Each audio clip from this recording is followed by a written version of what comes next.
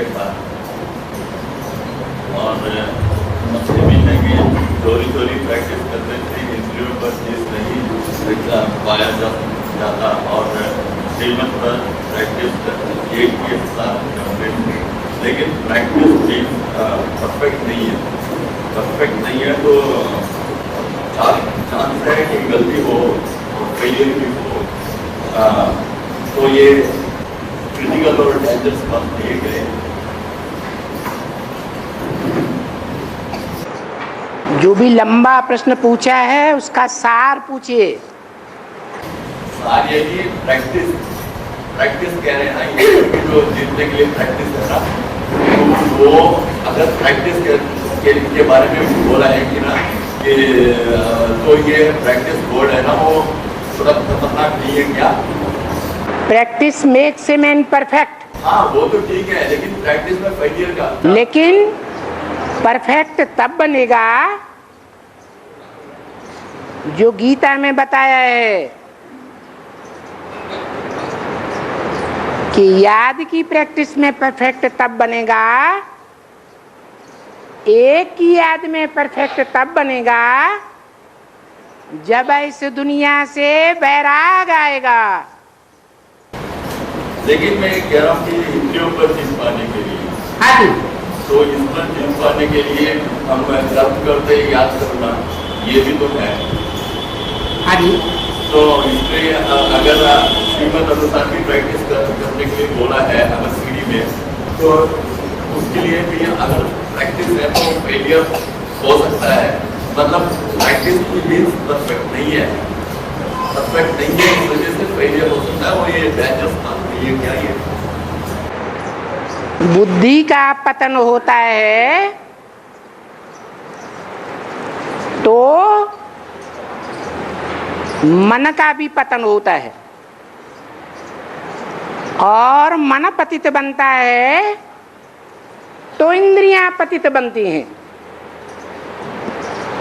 इंद्रियां पतित बनती हैं तो शक्ति का क्षय होता है,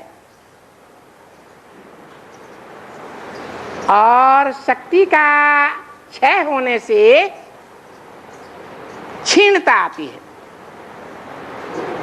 मूल बात क्या हुई? जो गीता में बताया है, उद्धरेत आत्मा आत्मानम नात्मानम अवसादयेत। उत्हरेत, उत माने ऊपर, हरेत माने हरण करके ले जाए। किसको? ज्योति बिंदु आत्मा को। ज्योति बिंदु आत्मा को हरण करके ऊपर ले जाए, ऊंची स्टेज में ले जाए। उद्धरेत आत्मा आत्मानम, मना किसके द्वारा ले जाए? मन बुद्धि रूपी आत्मा के द्वारा ज्योति बिंदु आत्मा को ऊपर ले जाना चाहिए कर्म करते हुए। ये प्रैक्टिस करनी है।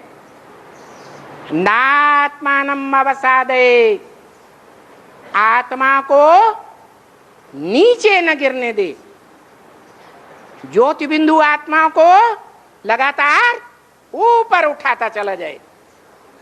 ये प्रैक्टिस करनी है। और प्रैक्टिस किसकी पक्की होगी? प्रैक्टिस उसकी पक्की होगी जो सदैव ईश्वरीय सेवा में लगा होगा। तन से, मन से, धन से, समय से, संपर्क से, संबंधियों की ताकत से भी ईश्वर की सेवा में लगाने वाला भगवान को बहुत प्यारा है। मैं सेवाधारी बच्चों को खुद याद करता हूं, तो भगवान जिन आत्माओं को याद करेगा उनकी याद पावरफुल बनेगी या कमजोर बनेगी? पावरफुल बन जाती है। इसलिए बताया कि याद करने के दो ही तरीके हैं। एक तो बार बार प्रैक्टिस करे, क्या? आत्मा को ऊपर ले जाने की। क्योंकि 63 जन्मों से कामेंद्रिय का सुख लेने की जबरदस्त आदत पड़ी हुई है, और उस आदत में मन बुद्धि रूपी आत्मा जो है वो देह के अंगों को ही याद करती रही। स्त्री ने देह के अंगों को याद किया तो अंतमते सोगते पुरुष बन जाती है, और पुरुष स्त्री के उस अंग को याद करता है जीवन भर तो अंतमते सोगते हो जाती है।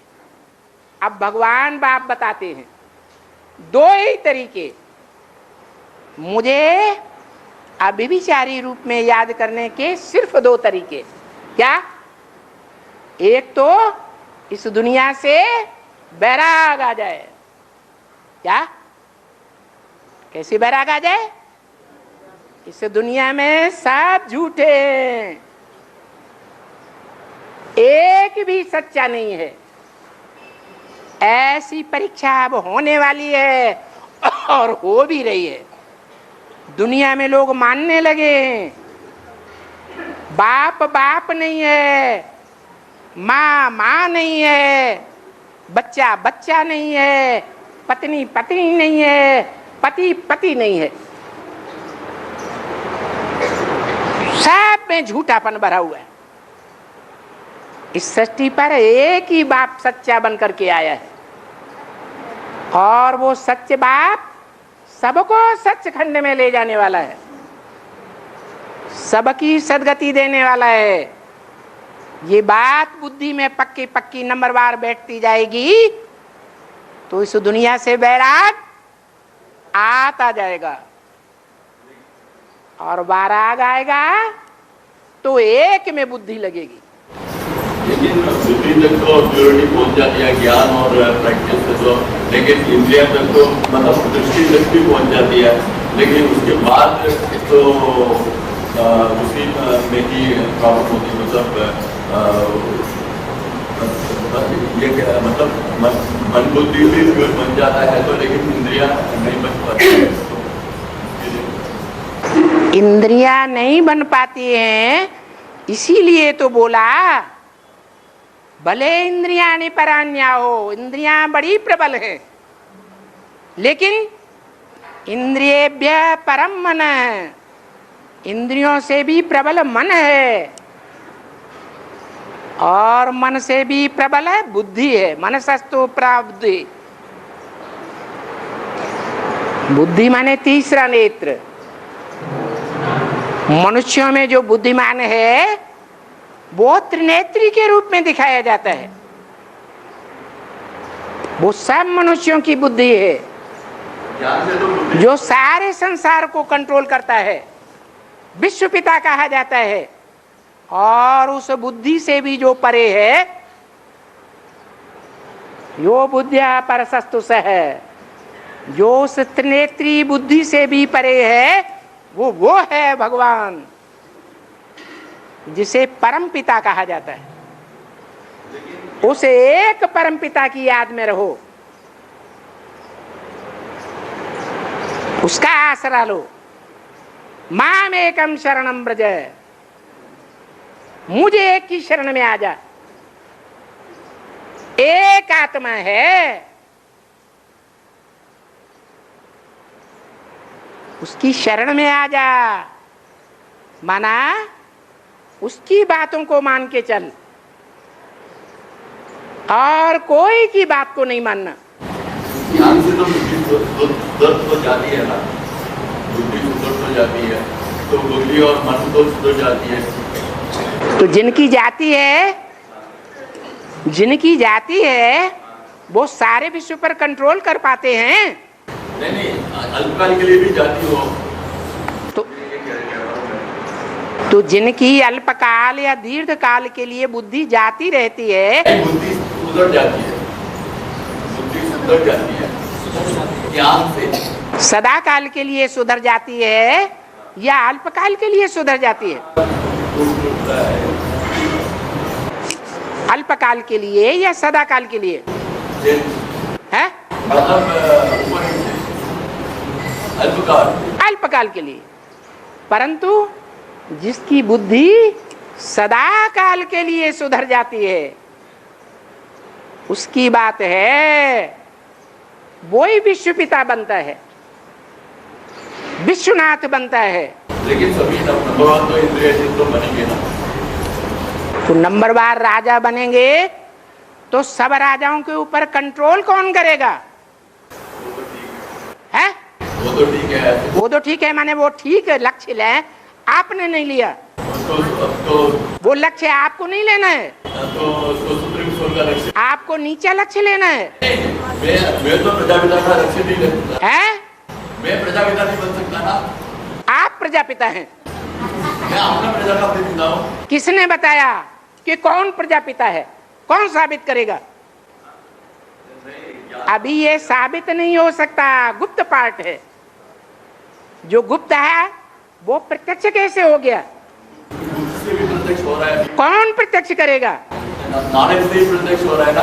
ये नॉलेज से प्रत्यक्ष नहीं होता है। नहीं, अगर विज्ञान में जाते हैं तो ज्ञान बुद्धि में नहीं रहेगा।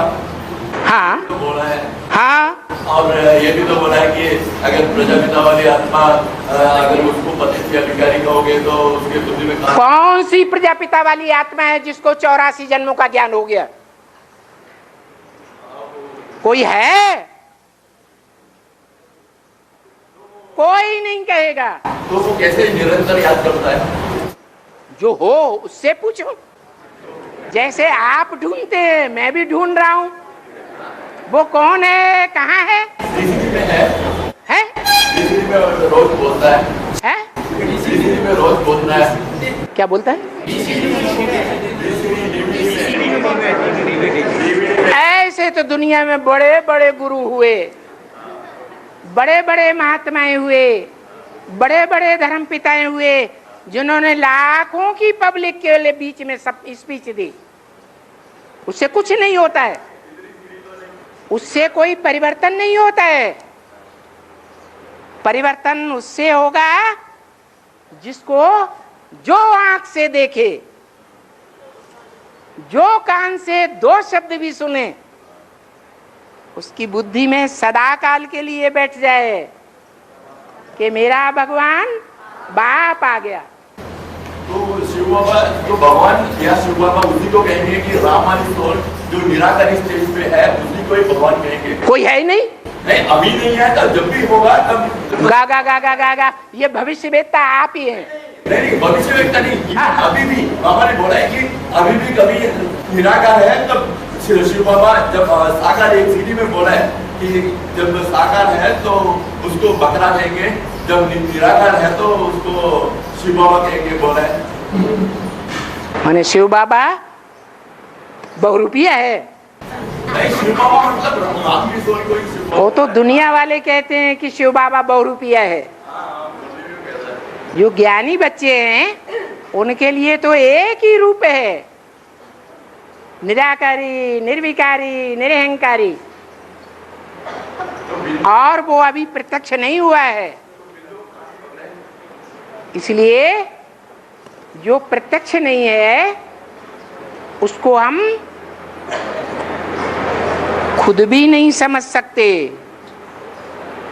कभी निश्चय आता है, कभी अनिश्चय आता है। इससे साबित होता है कि हमने खुद भी नहीं पहचाना है।